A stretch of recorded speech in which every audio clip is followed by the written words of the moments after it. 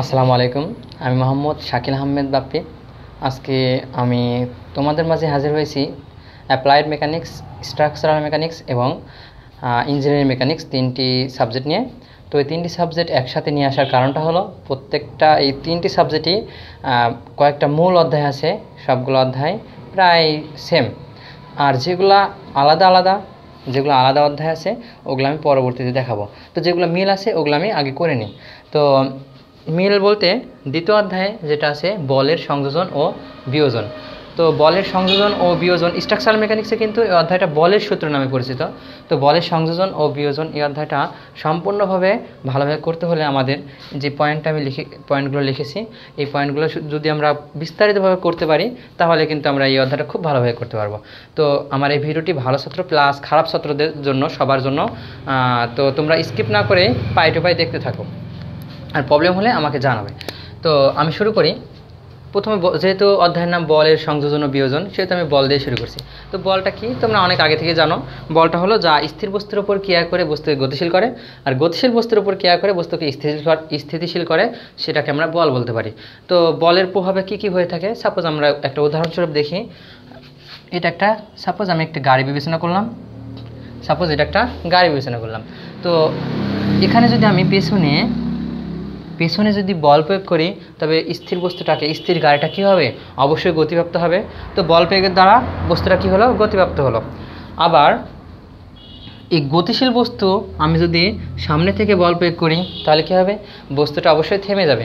তো বল প্রয়োগের দ্বারা কী হলো, বস্তু গতিপ্রাপ্ত হবে, আর বল প্রয়োগের দ্বারা বস্তু গতি হ্রাসও পাবে বা বস্তু থেমে যাবে। এটা আমরা বলতে পারি বলের একটা প্রভাব। আবার বলের দ্বারা কিন্তু বস্তু গতিপ্রাপ্ত যখন হচ্ছে তখন এর মধ্যে বেগ হচ্ছে, আর বেগ থাকলে তো ত্বরণ থাকবেই। অর্থাৎ যখনই বস্তুর ওপর বল প্রয়োগ করছি তখন বস্তুর মধ্যে ত্বরণ উৎপন্ন হচ্ছে, এটা একটা বলের প্রভাব। আবার সাপোজ এটা একটা বস্তু, তো বস্তুর বাইরে থেকে বস্তুর উপর আমি যখন বল প্রয়োগ করছি তখন বস্তুর ভেতরে এক ধরনের স্ট্রেস উৎপন্ন হচ্ছে, অর্থাৎ পীড়ন উৎপন্ন হচ্ছে। এটাও মনে করো এক ধরনের বলের প্রভাব। তো আমাদের এক্সামে কিন্তু এটা আসে, বলের বৈশিষ্ট্যগুলো মানে বলের প্রভাবগুলো লেখো। আবার এক্সামে এরকম আসতে পারে, বলের বৈশিষ্ট্যগুলো লেখো। তো বলের বৈশিষ্ট্য বলতে আমরা কি বুঝি, সাপোজ একটা বস্তু, এই বস্তুর ওপর বল প্রয়োগ করা হলো। কতটুকু বল প্রয়োগ করা হলো, এটা একটা বলের বৈশিষ্ট্য বলা যায়। অ্যান্ড কতটুকু, আমরা 10 নিউটন বল প্রয়োগ করতে পারি, আবার 10 কেজিও বল প্রয়োগ করতে পারি। সাপোজ এটা একটা বস্তুর উপর আমি 10 কেজি বল প্রয়োগ করলাম, অথবা আমি 20 নিউটন বল প্রয়োগ করলাম। সাপোজ একটা বলের মান, তো বলের যে মানটা 10 কেজি 20 কেজি, এটা একটা বলের বৈশিষ্ট্য। এখন পরবর্তী তোমার প্রশ্ন হতে পারে যে বৈশিষ্ট্য কি একটা, না, বৈশিষ্ট্য আরও আছে। যেরকম এটা একটা বলের মান থাকতে হবে, অ্যান্ড বলের দিকও থাকতে হবে। কারণ কি, বলেরটা ভেক্টর রাশি, বলের মানও থাকতে হবে, দিকও থাকতে হবে। বল 10 কেজি প্রয়োগ করলাম, আচ্ছা কোন দিকে বল প্রয়োগ করলাম, এটা একটা প্রশ্ন আসছে। তাহলে বলের যে দিক আছে এটা একটা বৈশিষ্ট্য। তো কোন দিকে প্রয়োগ করলাম, আনুভূমিক দিকে নাকি উলম্ব দিকে, তাহলে এটা একটা বৈশিষ্ট্য। আবার আমরা এটা এভাবে বলতে পারি যে বলটার প্রকৃতি কেমন, টেনসাইল ফোর্স নাকি কম্প্রেসিভ ফোর্স, অর্থাৎ বলটি টানা বল নাকি চাপা বল। টানা বল বলতে কি বুঝি, সাপোজ এটা একটা বস্তুকে আমি যদি টানি তাহলে এটা টানা বল। আর বস্তুকে যদি আমি ঠেলি, সাপোজ বস্তুকে আমি এইভাবে ঠেলছি, তাহলে এটা ঠেলা বল আর এটা চাপা বল। তো ঠেলা বল আমরা কীভাবে বলতে পারি, কম্প্রেসিভ ফোর্স অর্থাৎ চাপা বল। এটাকে কী লিখতে পারি, চাপা বল। আর উপরেরটা কি, টেনসাইল ফোর্স, টানা বল।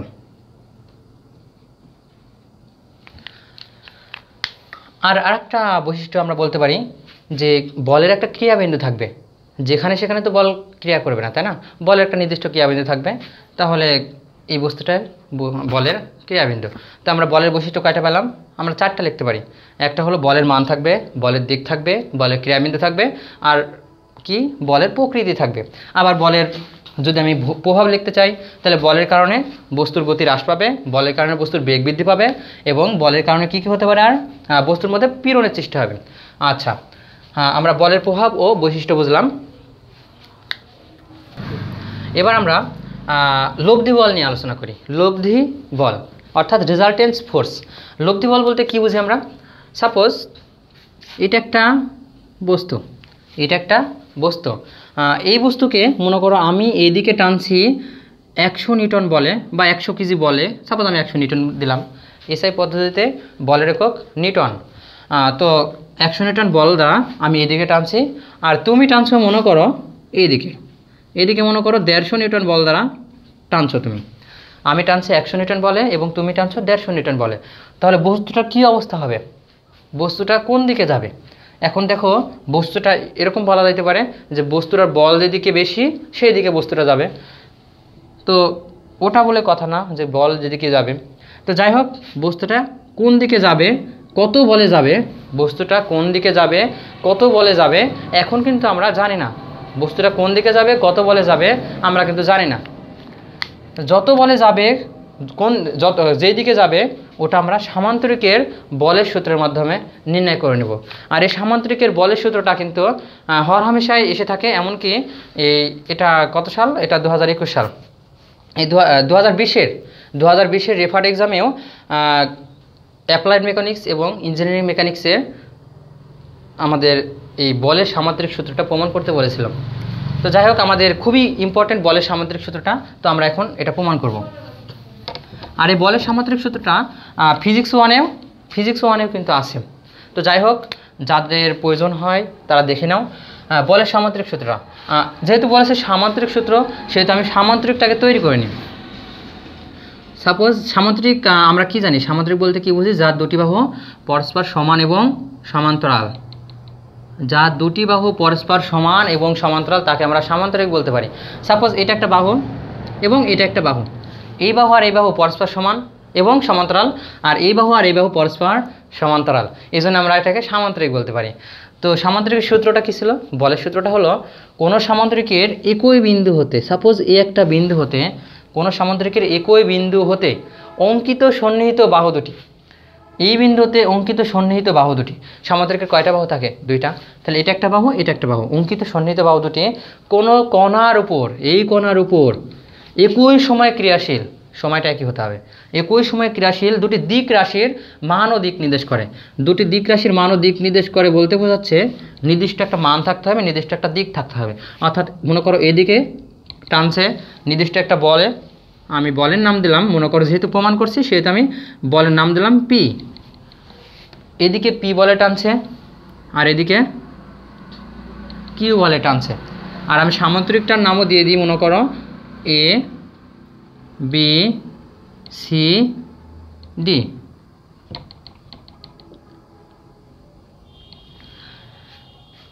সামান্তরিকে এখন কি বললাম? সন্নিহিত বাহু দুটি যদি কোনো কণার মান ও দিক নির্দেশ করে তবে সামান্তরিকের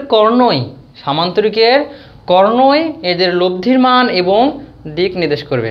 তো সামান্তরিকের কর্ণ কোনটা? অবশ্যই এ থেকে সি বিন্দু। সামান্তরিকের কর্ণ কোনটা? এসি। তো সামান্তরিকের কর্ণ এসিটাই লব্ধির মান এবং দিক নির্দেশ করবে। অর্থাৎ বস্তুটি এদিকেও টানা হচ্ছে, এদিকেও টানা হচ্ছে, কোন দিকে যাবে? এসির দিকে যাবে। অর্থাৎ কর্ণ যেদিকে হবে সেটাই হবে লব্ধির মান। অর্থাৎ আমি কর্ণর মানটা যদি বের করতে পারি তবে সেটা লব্ধির মান বের হয়ে যাবে। তো এখন এসির মানটা আমাকে বের করে নিতে হবে। তো এসি এটা সামান্তরিক, এই সামান্তরিকের এসি আমরা দেখতে পাচ্ছি, এসিটাকে কর্ণ। এখন এই কর্ণর মান যদি আমি বের করতে চাই, এটা আমরা একটু নিজেরাই সাজিয়ে নেব। সেটা হলো এবিকে ডি পর্যন্ত বর্ধিত করব। এবিকে মনে করো ই পর্যন্ত বর্ধিত করলাম, এবিকে ই পর্যন্ত বর্ধিত করলাম এবং সিই যোগ করে দিলাম। এবিকে ই পর্যন্ত বর্ধিত করলাম, সিই যোগ করে দিলাম। তাহলে কি হলো দেখো তো, এখানে কি 90 ডিগ্রি উৎপন্ন হলো না? এখানে যখন 90 ডিগ্রি উৎপন্ন হবে, এখন আমরা জানি 90 ডিগ্রি মানে কি এক সমকোণ। তো সমকোণের বিপরীতে যেটা থাকে, সাপোজ এটা মনে করো সমকোণ, তো সমকোণের বিপরীতে যেটা থাকে সেটাকে আমরা কি বলতে পারি? অতিভুজ। অবশ্যই এটা মনে রাখবা, এটা অল টাইম মনে রাখতে হবে আমাদের। সমকোণের বিপরীতে যেটা থাকে সেটা হলো অতিভুজ, আর যেটাকে কোণ নির্দিষ্ট করে বলা হয় সেটার বিপরীতে যেটা থাকে সেটা হলো লম্ব। সাপোজ আমি যদি এটাকে কোণ নির্দিষ্ট ধরি, এটা যদি কোণ বলে, তো কোণের বিপরীতে যেটা থাকে সেটা হলো লম্ব। এবং সমকোণের বিপরীতে যেটা থাকে সেটা কি অতিভুজ। তো আমি এটা যদি সমকোণ ধরি, সমকোণের বিপরীতে অর্থাৎ এই যে বিপরীতে যেই ত্রিভুজটা দেখছো সেটা কি মানে যেই কোনটা মানে যেই বাহুটা দেখছো এটা কি কর্ণ, এসিটা কর্ণ। আর আমাদের এই এসি কর্ণের মানটাই বের করতে হবে। এসি কর্ণের মানটা যদি আমি বের করতে পারি তাহলে এটা কি হবে লব্ধির মান। আর এসি কর্ণটা ভূমির সাথে যেই কোণ উৎপন্ন করছে এটা কি হবে লব্ধির দিক। তো আমাদের কি করতে হবে এসির মানটা বের করতে হবে। তো এসির মানটা যদি বের করতে চাই তো এসিটা কি অতিভুজ, এ সি ই ত্রিভুজের, এ সি ই ত্রিভুজের এসিটা কি অতিভুজ, আর লম্ব কি সিই, আর ভূমি কি এ ই, তাই না? আর এ সি অতিভুজ, সি ই লম্ব এবং এ ই ভূমি। তো এখান থেকে অতিভুজ স্কোয়ার ইকুয়াল লম্ব স্কোয়ার যোগ ভূমি স্কোয়ার আমরা যে অনেক আগে থেকে যে সূত্রটা জানি পিথাগোরাসের সূত্র, পিথাগোরাসের উপপাদ্য, ওটা অ্যাপ্লাই করলে কিন্তু আমরা এসির মানটা লব্ধির মানটা পেয়ে যাচ্ছি। তো তার জন্য সির মানটা আমাদের প্রয়োজন হচ্ছে। সিই, সিইর মানটা কি আমরা জানি? সিইর মানটা কিন্তু আমরা জানি না। বিই এটার মানও আমরা জানি না। তাহলে অবশ্যই আমাদের সিই আর বিইর মানটা বের করে নিতে হবে। তো তার জন্য আমি সামান্তরিকটাকে পূর্ণ করে নিই। এখন দেখো এ বিটা কি পি ভেক্টর, এ বির মান কত পি ভেক্টর। তাহলে এ বির সমান্তরাল কোনটা? অবশ্যই সিডি, এ বির সমান্তরাল সিডি। আর আমরা জানি সামান্তরিকের দুই বাহু পরস্পর সমান এবং সমান্তরাল। তাহলে এ বি যদি পি ভেক্টর হয় তাহলে সিডি অবশ্যই পি ভেক্টর হবে, এবং এডি যদি কিউ ভেক্টর হয় বিসি অবশ্যই কিউ ভেক্টর হবে। তো এখন দেখো বিসির মান জানি কিউ ভেক্টর। আর আচ্ছা আমরা কি ই বি সি এই কোণটা কত ডিগ্রি এটা কি জানি? আচ্ছা দেখো তো এই কোণটা কোন কোণ? এই কোণটা কি বিসি বাহু কোনটা? বিসি বাহুর সমান্তরাল কি এডি বাহু না?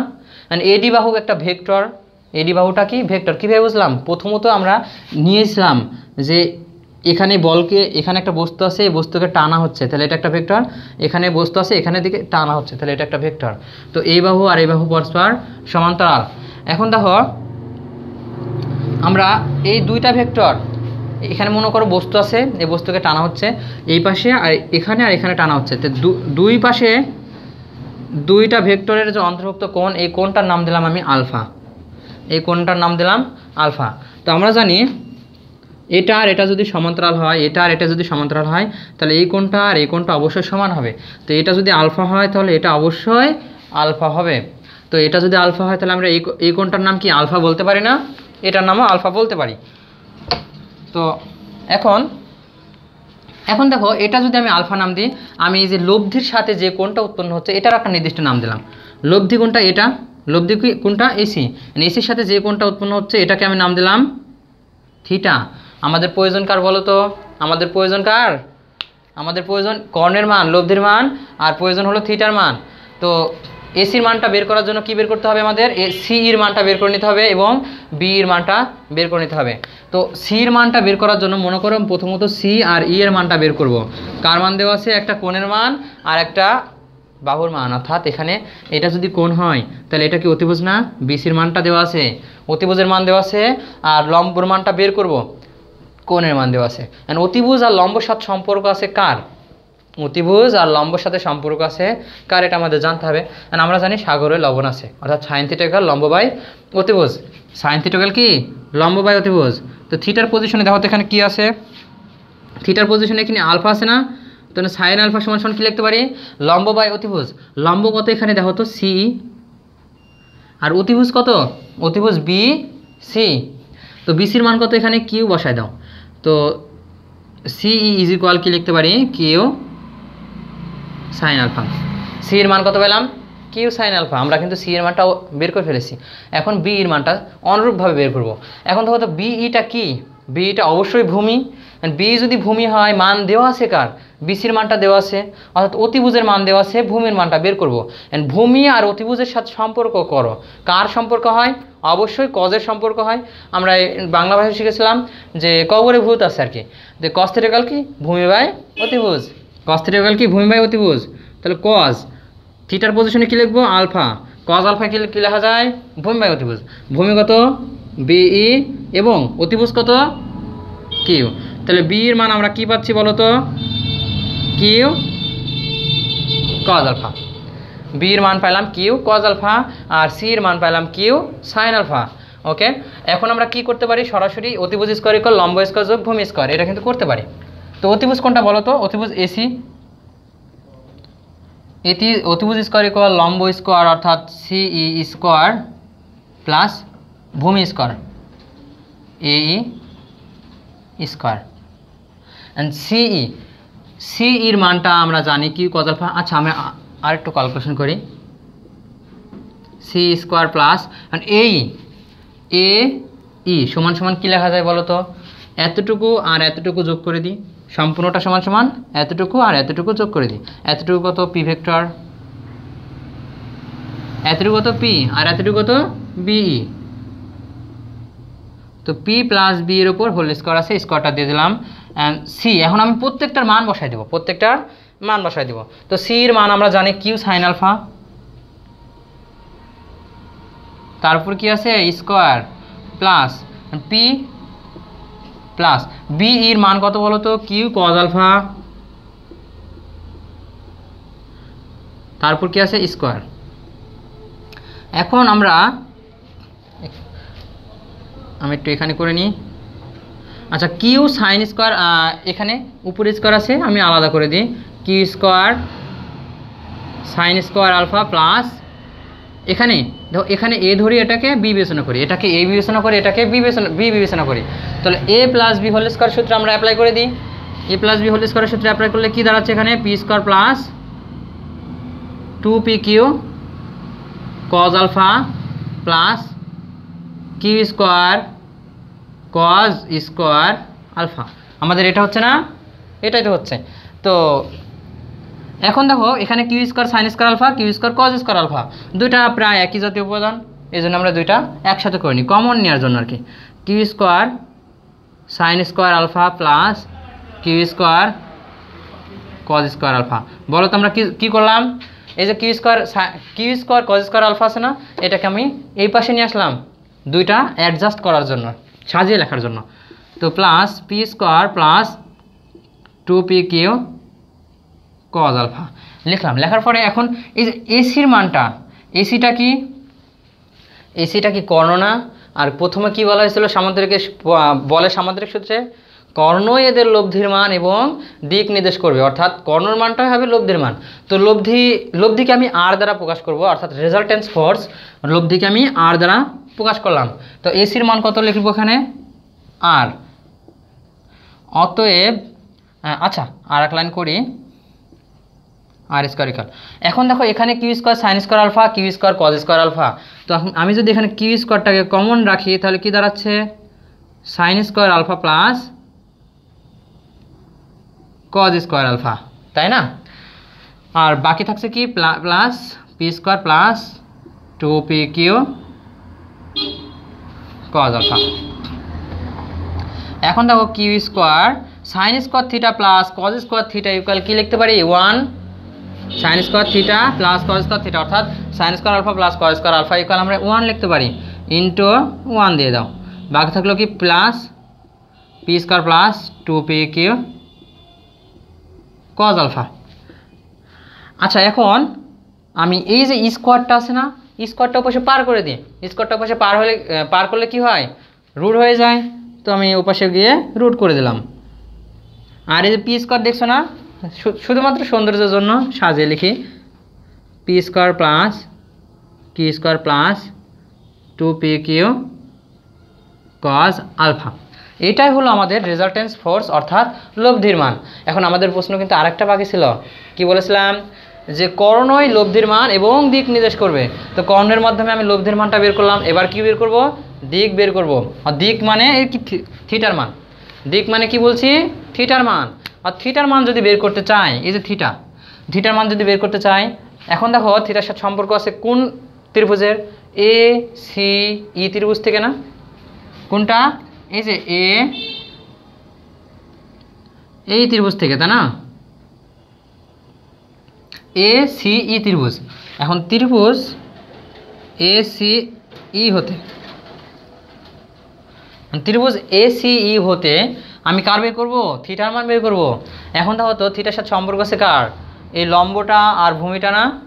লম্বটা আর ভূমিটার সম্পর্ক আছে।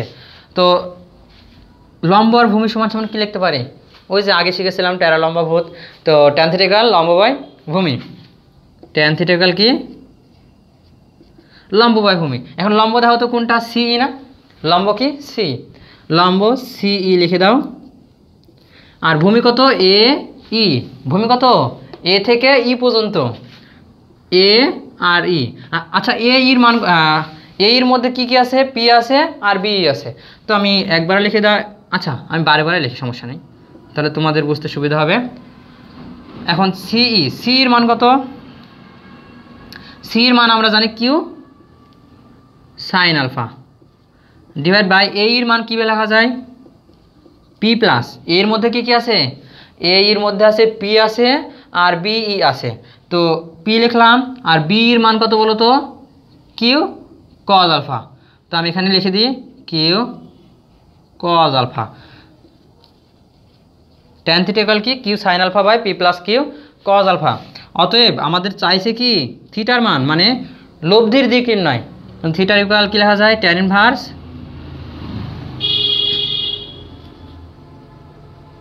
Q sine alpha by P plus Q cos alpha. তাহলে এটাই হলো আমাদের কাঙ্ক্ষিত লব্ধির মান এবং দিক নির্ণয়, লব্ধির দিক নির্ণয়। তো এখন আমরা কি শিখলাম? বলের সামান্তরিক সূত্র পর্যন্ত শিখলাম। আমাদের বাকি থাকলো বলের উপাংশ, বিভিন্ন কোণ, একাধিক বলসময় থেকে, মানে বাকি পার্টটা বাকি থাকলো, মানে বাকি অংশটুকু। তো আমরা বাকি অংশটুকু আগামী ভিডিওতে আমি সমাধান করার চেষ্টা করব বিশ্লেষণভাবে। আর তোমরা যদি বুঝতে না পারো তবে ডিসক্রিপশন বক্সে আমার নাম্বার দেওয়া থাকবে। আমি রাজশাহীতে থাকি, তোমরা আমার সাথে যোগাযোগ করতে পারো।